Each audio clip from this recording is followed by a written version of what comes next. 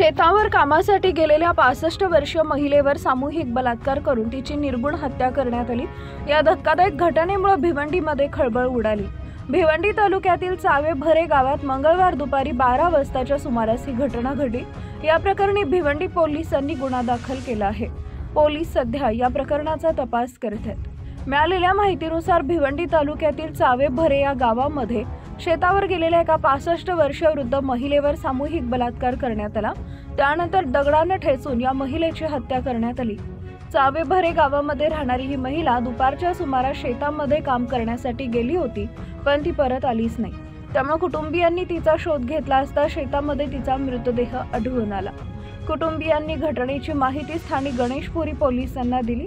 पोलिसांनी घटनास्थळी धाव घेत महिलेचा मृतदेह ताब्यात घेऊन शवविच्छेदनासाठी रुग्णालयात पाठवला।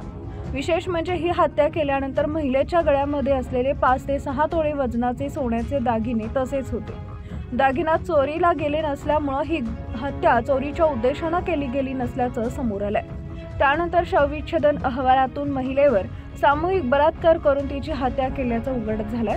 गणेशपुरी पोलिसांनी या प्रकरणी सामूहिक बलात्कार आणि हत्येचा गुन्हा दाखल करत तपास सुरू केला आहे। हत्येच्या घटनेनंतर त्या परिसरातून 3 जण पळून जाताना काही जणांनी पाहिलंय। ही माहिती हत्या झालेल्या वृद्ध महिलेच्या मुलानं पोलिसांना दिली आहे। पोलिसांनी आरोपींना कठोर शिक्षा करावी अशी मागणी गावकऱ्यांनी केली आहे।